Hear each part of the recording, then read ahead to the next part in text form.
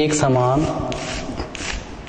त्वरित गति में वेग समय ग्राफ। तो आज हम एक समान त्वरित गति में वेग समय ग्राफ के बारे में अध्ययन करेंगे। हमको पता है एक समान त्वरित गति किसे कहते हैं। तो एक समान त्वरित गति में यदि कोई वस्तु गति करती है तो उस वस्तु का वेग समान समय अंतराल में जो उसमें जो परिवर्तन होता है, वेग में परिवर्तन, वह एक समान होता है। और यदि इस स्थिति में यदि x अक्ष में हम समय को लें और y अक्ष में वस्तु के वेग को लें तो उस स्थिति में जो वेग समय ग्राफ जो होता है वह समय अक्ष के साथ एक कोण बनाते हुए रहती है, न्यून कोण बनाते हुए। तो उस ग्राफ को हम वेग समय ग्राफ कहते हैं। यहाँ पर देखिए, चूंकि हमको पता है चूंकि वस्तु का त्वरण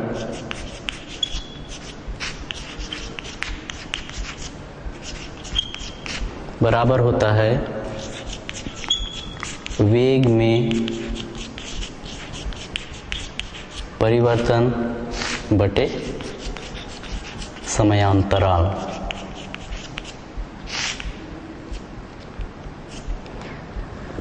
अब यदि किसी वस्तु का t1 समय में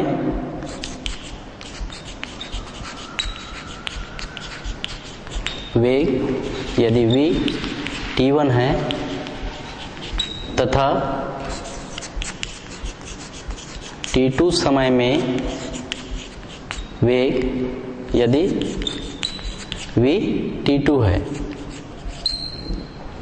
तो त्वरण a बराबर हमको प्राप्त होगा v t2 minus v t1, यह वेग में परिवर्तन कहलाता है, बटे समय अंतराल मिलेगा हमको t2 माइनस t1। अब यहाँ पर हम एक ग्राफ बनाते हैं, वेग समय ग्राफ खींचते हैं, जिसमें x अक्ष में समय को लिया जाता है और y अक्ष में वेग को लिया जाता है। तो यहाँ पर हम वेग समय ग्राफ बना रहे हैं। ये हमारा x एक्सिस कहलाता है और ये y एक्सिस है। ये मूल बिंदु है O। x अक्ष में हम समय t को लेते हैं और y अक्ष में हम वेग v वेग को लेते हैं। अब यदि बिंदु A पर यदि समय का मान t1 है और इस बिंदु B पर यदि समय का मान t2 है, तो उस स्थिति में t1 समय पर यदि t1 समय पर यदि वेग कितना लिए हैं, t1 समय पर वेग vt1,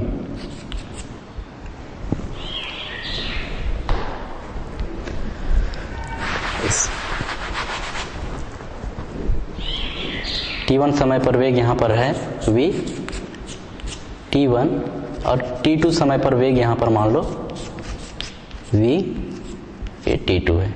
इस दिशा में हम किसको दर्शा रहे हैं, वेग को। अब यहाँ पर देखिए, तो उस स्थिति में जो वस्तु की जो स्थिति जो होगी वो कौन कौन से बिंदुओं से दर्शाई जाएगी। t1 समय पर वस्तु की स्थिति सपोज यहाँ पर है, इसको हम a डैश से दर्शा रहे हैं, और t2 समय पर यदि वस्तु की जो स्थिति है, इस पॉइंट्स को मिला देते हैं तो यहाँ पर है, मान लो इसे हम b डैश से दर्शा रहे हैं। तो उस स्थिति में a डैश और b डैश को मिलाते हुए एक यदि हम इस प्रकार से रेखा खींचते हैं तो ये जो रेखा है यह कहलाता है वेग समय आरेख या ग्राफ, और इसको हम कहते हैं समय अक्ष। तो इस प्रकार हम देखते हैं यहाँ पर वेग समय ग्राफ समय अक्ष के साथ कितना कोण बनाते हुए झुका हुआ है, थीटा कोण बनाते। मान लो ये कोण थीटा के बराबर है। यहाँ पर हम a डैश से b डैश पर एक लंब खींचते हैं इस प्रकार से, और मान लो यह बिंदु C है।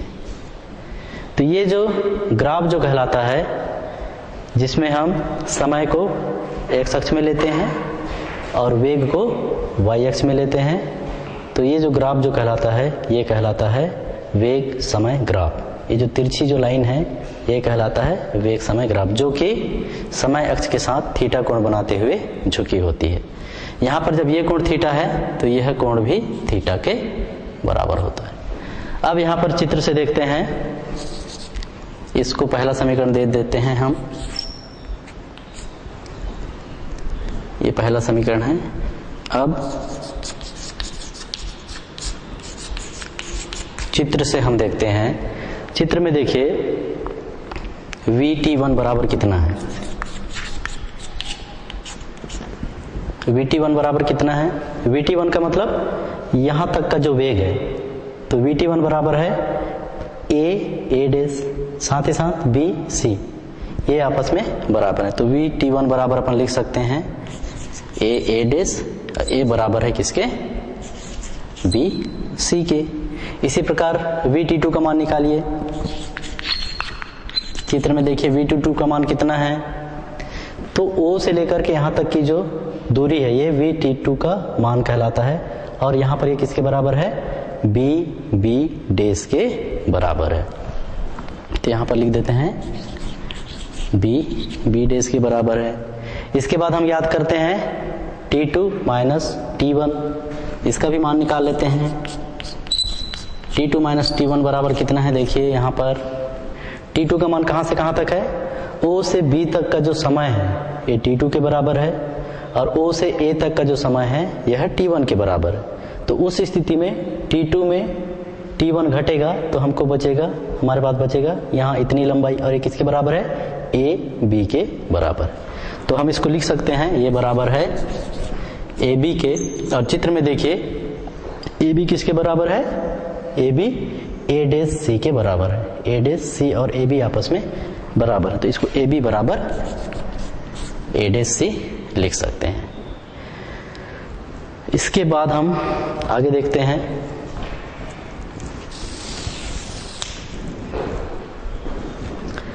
अब इसके बाद इन मानों को हम समीकरण 1 में रखेंगे। अब समीकरण 1 से हमको क्या मिल जाएगा? त्वरण A बराबर, मान रखिए V2 का मान कितना रखेंगे? VT2 का मान कितना रखेंगे? B dash, B dash minus, उसके बाद फिर VT1 का मान कितना रखेंगे? हम VT1 का मान BC को रखते हैं, इस BC को, तो माइनस BC बटे नीचे में है T2 माइनस T1 का मान कितना रखते हैं यहाँ पर? A डैश C, इसको रख देते हैं A डैश C। तो यहां से हमको प्राप्त होता है A बराबर, अब A बराबर कितना मिलेगा? फिर डायग्राम को देखिए, B डैश माइनस BC कितना है? तो B डैश में यदि हम BC को घटा दें, इस पूरे में इतना को घटा दें तो कितना मिलेगा? ये B डैश C। तो ऊपर में हो गया B डैश C, नीचे में कितना है? A dash C। इसको नेक्स्ट इक्वेशन दे दो, मान लो ये इक्वेशन नंबर 2 है। अब हम देखते हैं, अब समकोण त्रिभुज, एक काहे का नोटेशन है? ये समकोण और ये त्रिभुज। अब समकोण त्रिभुज A dash C B dash, ये समकोण त्रिभुज है A dash C B dash. तो समकोण त्रिभुज A dash C B dash से यहां से tan थीटा बराबर कितना होगा? हमको पता है tan थीटा बराबर होता है लंब बटे आधार। तो tan थीटा बराबर होता है लंब बटे आधार, और यहाँ पर हमारा लंब है न्यून कोण के सामने की भुजा, कितना है? B dash C। आधार कितना है? A dash C। तो tan थीटा बराबर कितना मिल जाएगा? B डैश C बटे A डैश C। इसको तो समीकरण नंबर 3। अतः समीकरण 2 और समीकरण 2 और 3 से क्या हो गया? राइट हैंड साइड समान है इसलिए लेफ्ट हैंड साइड समान हो जाएंगे और a बराबर मिलता है tan थीटा। और tan थीटा क्या कहलाता है? यह इस वेग समय ग्राफ की प्रवणता कहलाती है। की प्रवणता का मतलब इसके एक्स अक्ष के साथ झुकाव का टेंजेंट कितना है। तो a बराबर ये मान मिल रहा है हमको tan थीटा के बराबर, जो कि वेग समय ग्राफ का प्रवणता कहलाता है। तो इस प्रकार हम कह सकते हैं इस समीकरण 4 से एक समान त्वरित गति में जो वेग समय ग्राफ की जो प्रवणता है वह वस्तु के त्वरण के बराबर होती है। समीकरण 4 को हम क्या कह सकते हैं? एक समान त्वरित गति में वेग समय ग्राफ की जो प्रवणता होती है वह वस्तु के त्वरण के बराबर होती है। तो इस प्रकार हमने यहाँ पर देखा, हमको प्राप्त हुआ a बराबर tan थीटा। इसके बाद हम देखते हैं यहाँ पर विस्थापन का मान कितना होगा।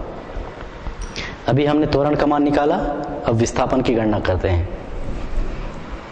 तो इसको मिटा देते हैं, यहाँ पर डायग्राम को रहने देते हैं।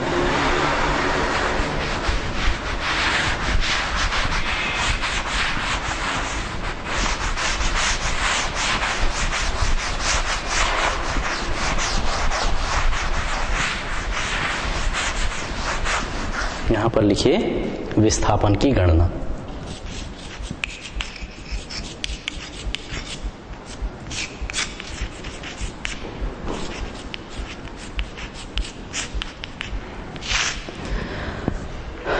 विस्थापन की गणना के लिए हम क्या करेंगे? हमारे पास जो फार्मूला है औसत वेग बराबर होता है औसत वेग बराबर होता है कुल विस्थापन बटे कुल समय अंतराल। हमारे पास सूत्र है औसत वेग बराबर कुल विस्थापन बटे कुल समयांतराल।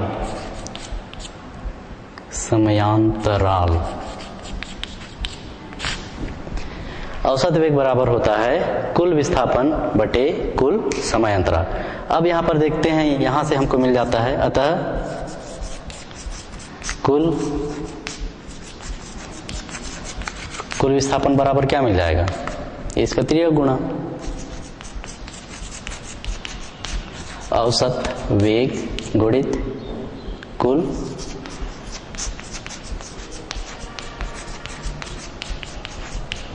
औसत वेग गुणित कुल समय अंतराल। अब यहाँ पर देखिए औसत वेग कितना होगा? तो यहाँ पर t2 समय में जो वेग है vt2 और t1 समय में जो वेग है vt1, इन दोनों का औसत हो जाएगा, कितना हो जाएगा? vt1 प्लस vt2 बटे 2। तो यहाँ पर हमको जो कुल विस्थापन का जो मान मिलेगा वो मिलेगा, औसत वेग का मान कितना रखेंगे हम?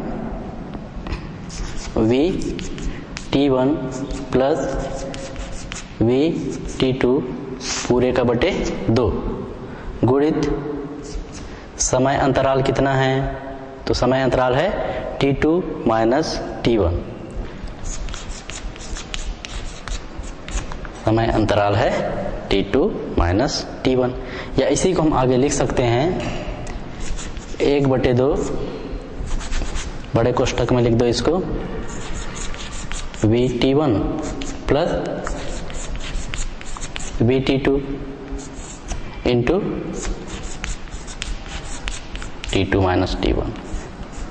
अब फिर हमने चित्र से जो ज्ञात किया था vt1 का मान, vt2 का मान और t2 माइनस t1 का मान, उन मानों को हम यहाँ पर रखते हैं। तो यहाँ रखेंगे तो कितना मिलेगा? 1/2। यहाँ पर देखिए vt1 का मान कितना है? तो vt1 का मान है a डैश या bc के बराबर। तो अपन यहाँ पर लिख देते हैं इसको bc के बराबर, प्लस v2 का मान कितना है? तो v2 का मान है यहां से यहां तक b डैश के बराबर। तो इसको लिख दिए b डैश, और गुणित t2 माइनस t1 का मान कितना है? तो t2 माइनस t1 का मान यहाँ पर किसके बराबर है? ab के बराबर, तो इंटू ab। तो ये जो यहाँ पर लिखा गया है 1/2 BC plus BB days into AB, ये किसका मान है अब यहाँ? तो BC न लिख करके अपन इसको यहाँ पर ऐसा लिख देते हैं, BC किसके बराबर है? A डेज के बराबर, इस मान को लिखते हैं। दोनों आपस में बराबर, कुछ अंतर नहीं आएगा।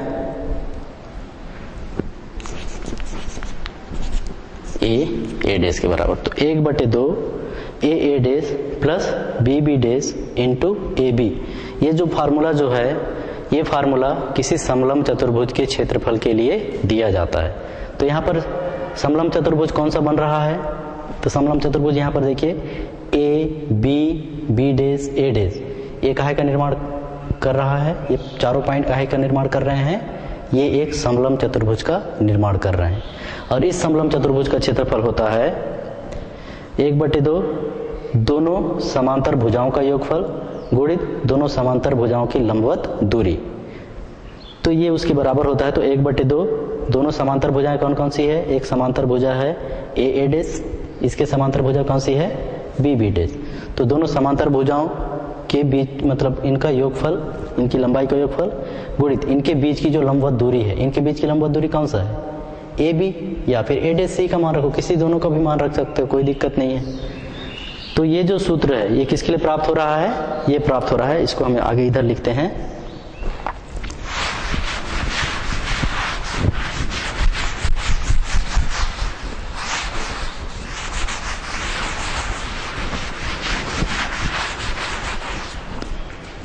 इसी को हम आगे लिख सकते हैं, कुल विस्थापन बराबर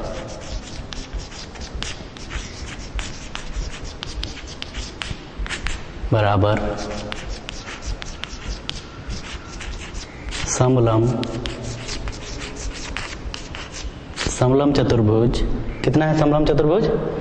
B days A days, B days A days का क्षेत्रफल, या इसी को हम यहां पर देखिए विस्थापन बराबर किसका क्षेत्रफल है? समलंब क्षेत्रफल।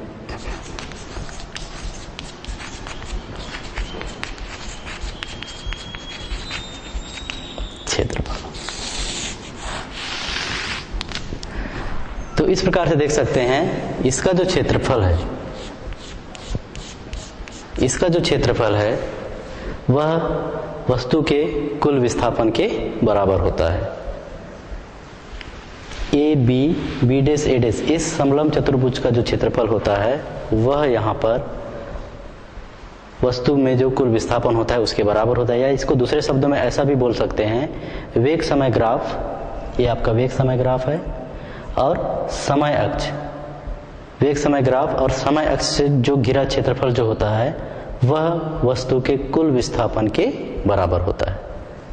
तो इस प्रकार से हमने यहाँ पर देखा एक समान त्वरित गति में वेग समय ग्राफ, जिसके अंतर्गत पहले हमने देखा कि एक समान त्वरित गति में जो वस्तु का जो त्वरण होता है वह वेग समय ग्राफ की प्रवणता के बराबर होती है।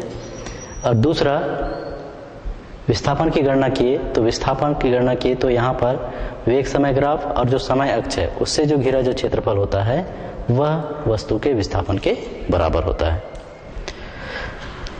इसके बाद हम देखते हैं एक समान त्वरित गति में दो प्रकार के ग्राफ होते हैं।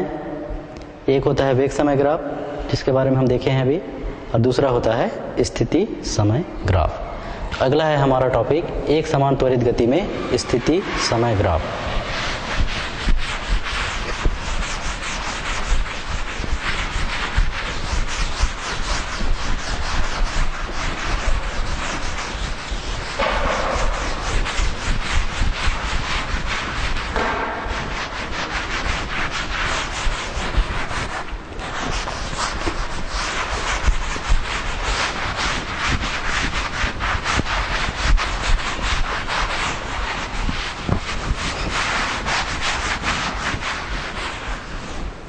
तो हमारा अगला टॉपिक है एक समान त्वरित गति में स्थिति समय ग्राफ, एक समान त्वरित गति में स्थिति समय ग्राफ।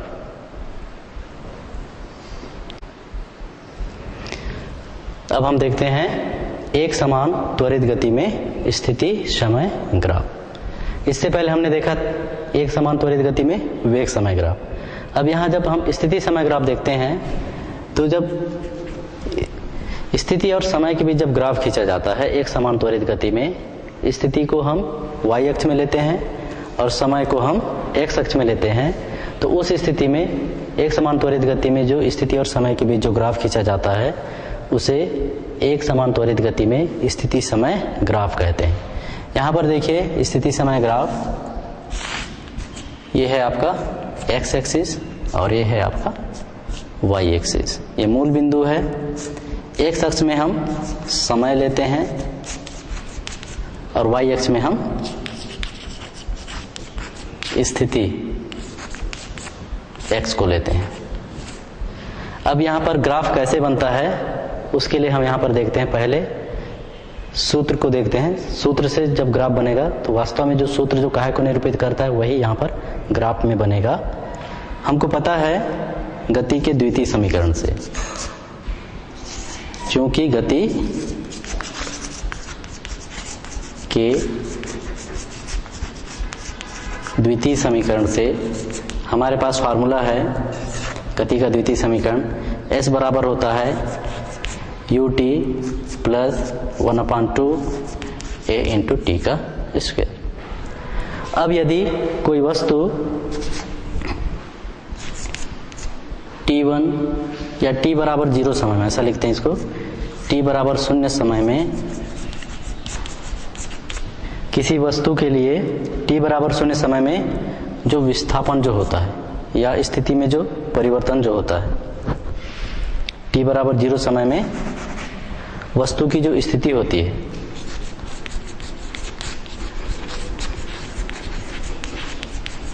उसको हम कहाँ से डिनोट करेंगे?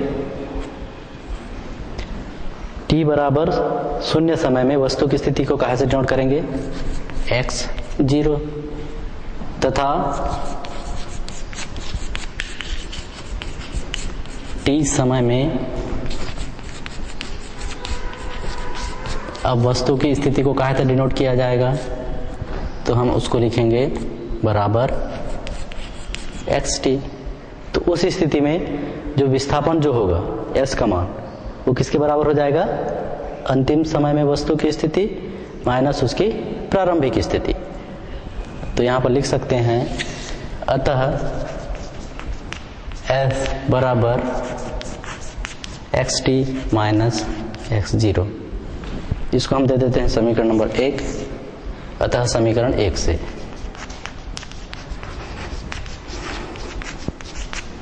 अतः हम समीकरण 1 को अब कैसा दर्शा सकते हैं? s के स्थान पर लिख सकते हैं xt minus x0 is equal to ut plus 1/2 at का वर्ग। या इसी को आगे हम लिखेंगे तो हम इसको ऐसा भी लिख सकते हैं xt बराबर, इसको इधर पक्षांतर कर दिए राइट हैंड साइड में, तो ये x0 plus ut plus 1/2 at का स्क्वायर। ये जो समीकरण है समीकरण नंबर, इसको हम अगला दे देते हैं दूसरा। ये जो समीकरण नंबर जो दूसरा है एक परवलय को के समीकरण को प्रदर्शित करता है। समीकरण नंबर 2 यह परवलय, अंग्रेजी में इसको बोलते हैं पैराबोला के समीकरण को प्रदर्शित करता है।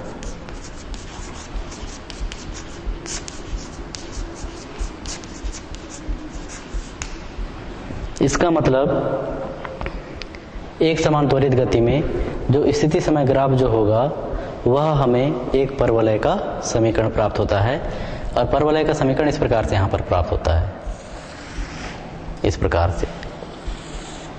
ये कौन सा ग्राफ कहलाएगा? ये स्थिति समय ग्राफ। स्थिति समय ग्राफ ये किसका इक्वेशन है, ये जो डायग्राम बना है ये इक्वेशन है, उसका जब अपन इक्वेशन लिखेंगे तो ये प्राप्त होता है, एक्स टी बराबर x zero plus U T plus 1/2 A T का स्क्वायर। यह एक पैराबोला का समीकरण है। और जब हम स्थिति और समय के बीच एक समान त्वरित गति में ग्राफ खींचते हैं तो एक्स के सापेक्ष टी के सापेक्ष एक्स की स्थिति का यदि ग्राफ खींचते हैं तो ग्राफ इस प्रकार से प्राप्त होता है। तो ये कहलाता है एक समान त्वरित गति में स्थिति समय ग्राफ। इसके बाद देखते हैं यहाँ पर स्थिति और वेग में संबंध, और साथ ही साथ देखते हैं वेग और त्वरण में क्या संबंध है, साथ ही साथ वेग का संबंध स्थिति से कैसा होता है।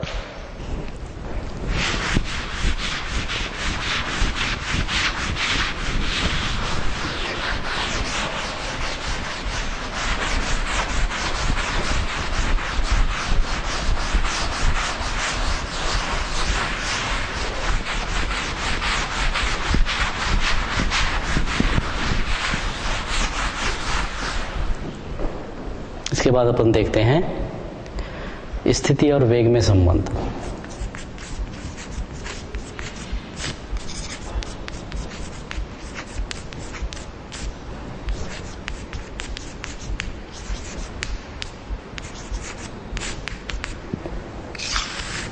स्थिति और वेग में संबंध हमको पता है, यदि t बराबर 0 समय में स्थिति, t बराबर 0 समय में स्थिति को कहते नोट करते हैं, x 0 है, तथा t समय में स्थिति बराबर कितना लिखेंगे इसको, xt है। अतः वस्तु का वेग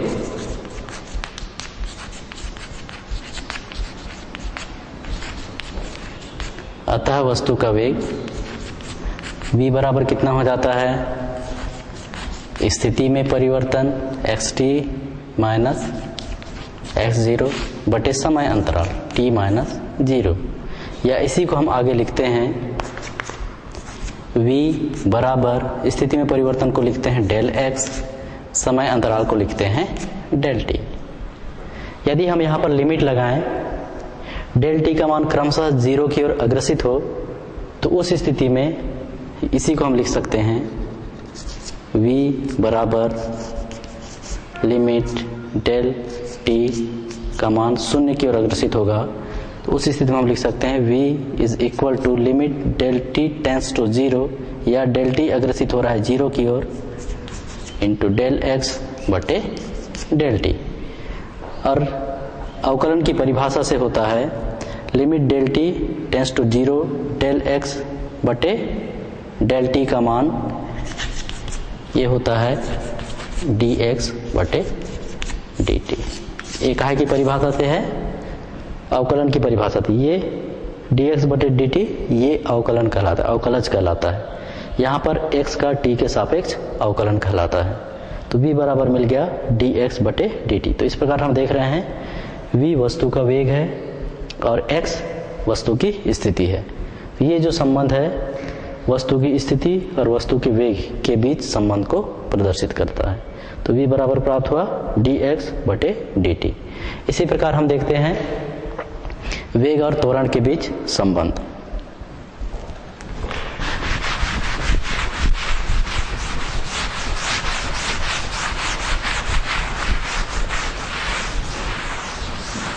इसी प्रकार देखते हैं वेग और त्वरण में संबंध।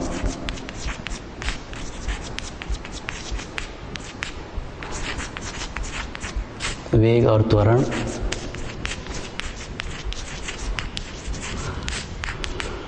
में संबंध। वेग और त्वरण के लिए भी वही, जैसे यहां पर माने यदि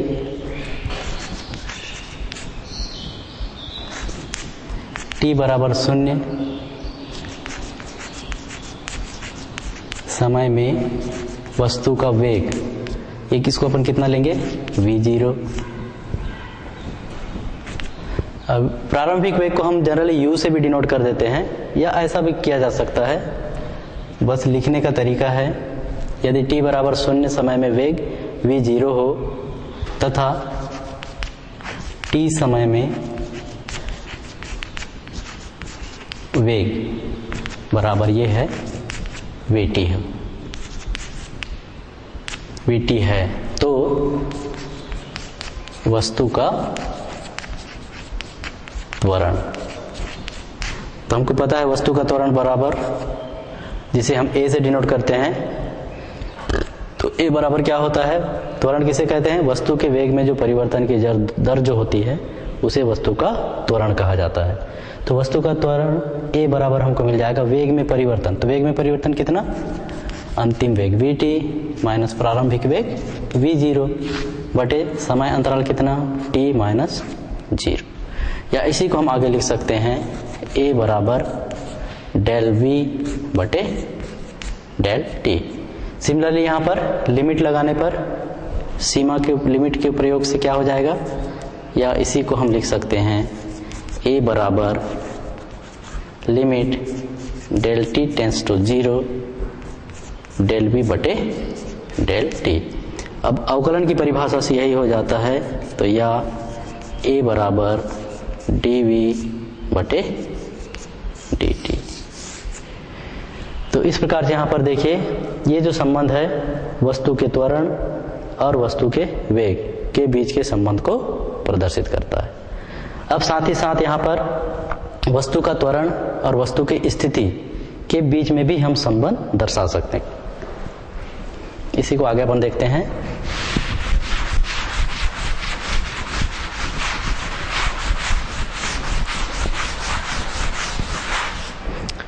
ये जो संबंध है a बराबर dv बटे dt, यह वस्तु के वेग और वस्तु के त्वरण के बीच संबंध को दर्शाता है। अब हमको पता है क्योंकि v बराबर होता है dx बटे dt, अतः यहां से हमको प्राप्त हो जाएगा a बराबर, जब मान रखेंगे v का मान, तो d बटे dt इंटू v का मान रखेंगे कितना, ये जो मान है इसको dx बटे dt, तो यहां से हमको प्राप्त हो जाएगा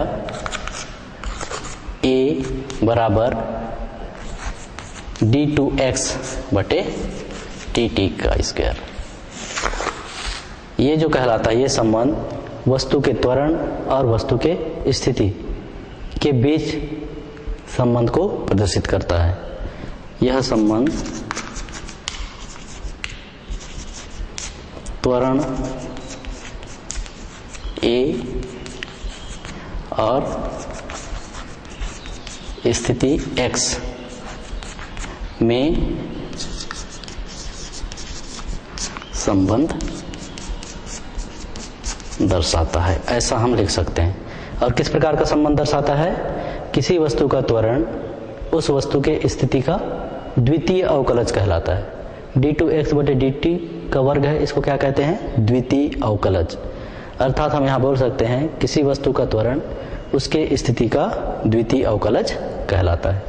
तो इस प्रकार से हमने यहाँ पर देखा वेग और स्थिति के बीच संबंध। तो वेग और स्थिति के बीच क्या संबंध मिला था हमको, यहाँ पर लिखे भी है, यहाँ पर देखिए v बराबर dx बटे dt, ये वेग और स्थिति के बीच संबंध को दर्शाता है। और त्वरण और वेग के बीच जो संबंध है वह a बराबर dv बटे dt उसको प्रदर्शित कर रहा है। और यदि हम ये जानना चाहिए, बताना चाहें कि स्थिति और त्वरण के बीच क्या संबंध है, तो उस स्थिति में हम बता सकते हैं a बराबर होता है d2x बटे dt का वर्ग, या इसको हम कहते हैं किसी वस्तु का त्वरण उसके स्थिति में जो परिवर्तन है उसका द्वितीय अवकलज होता है। इसको हम क्या बोलेंगे, किसी वस्तु का त्वरण उसके स्थिति का द्वितीय अवकलज होता है।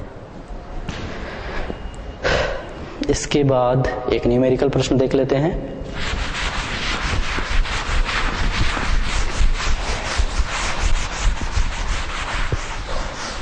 एक अंकित प्रश्न देखिए, प्रश्न लिख लो।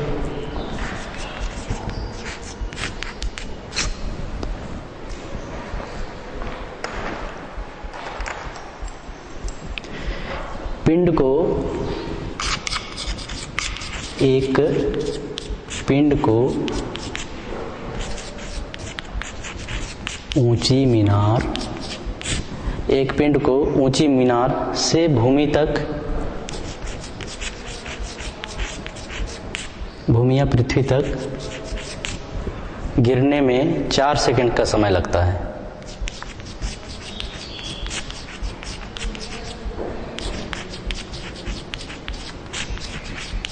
चार सेकंड का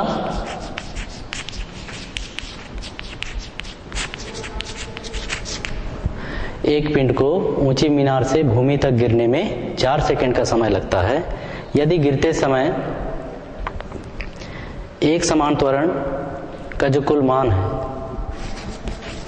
यदि गिरते समय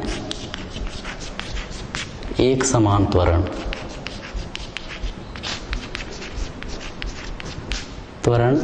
9.8 मीटर प्रति सेकंड का वर्ग, यदि गिरते समय एक समान त्वरण 9.8 मीटर प्रति सेकंड स्क्वायर है हो तो मीनार की ऊंचाई ज्ञात कीजिए।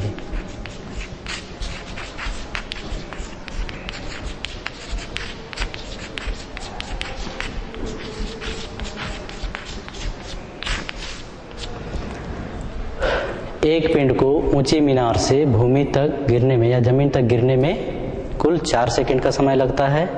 यदि गिरते समय एक समान त्वरण का जो मान है वह है 9.8 मीटर प्रति सेकंड का स्क्वायर, तो उस स्थिति में हमको मीनार की ऊंचाई ज्ञात करनी है।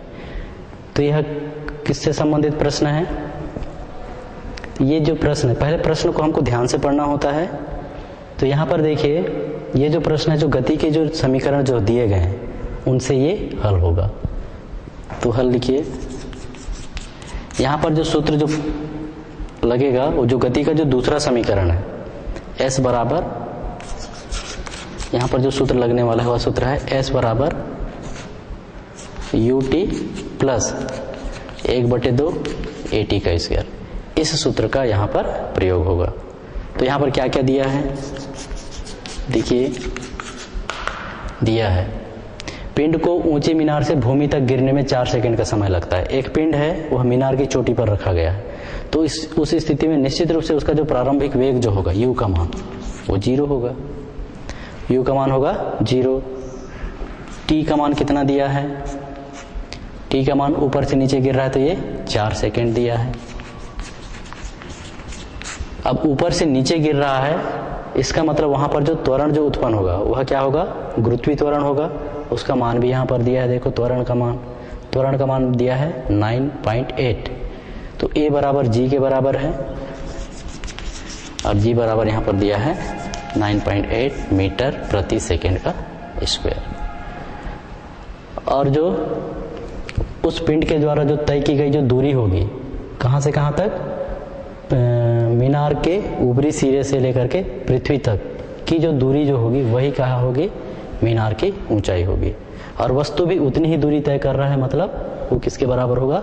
S के बराबर होगा। अर्थात हमको यहाँ पर किसका मान निकालना है? S का मान निकालना है। अतः सूत्र में मान रखने पर S बराबर U का मान कितना रखेंगे? 0 इंटू T का मान कितना रखेंगे? 4 धन 1/2। A का मान है 9.8 गुणित T का मान कितना है? 4 सेकंड का वर्ग। तो ये कितना हो जाता है? S बराबर, ये तो 0 हो गया और 4 चौक 16 और 2 से डिवाइड हो जाएगा तो 8। 9.8 गुणित 8, और जब इसको हम गुणा करेंगे तो ये हमको मिल जाएगा दूरी S बराबर 8 64 का 4 फिर 6 8 9 72 और 6 78 78.4, ये क्या हो जाएगा? मीटर। अतः मीनार की ऊंचाई कितनी होगी? 78.4 मीटर। तो इस प्रकार से यहाँ पर मीनार की ऊंचाई हम ज्ञात करेंगे तो और वो मिलेगा 78.4 मीटर। तो ठीक है बच्चों, आज यहीं तक। इस प्रकार से ये आपका जो दूसरे यूनिट का जो पहला चैप्टर है एक विमीय गति, उसका ये अंतिम टॉपिक था। और यहाँ पर हमने जो आंकिक प्रश्न के अभ्यास किए हैं वो उसी तरह के और भी आंकिक प्रश्न हैं, उसका आप अभ्यास करेंगे। धन्यवाद।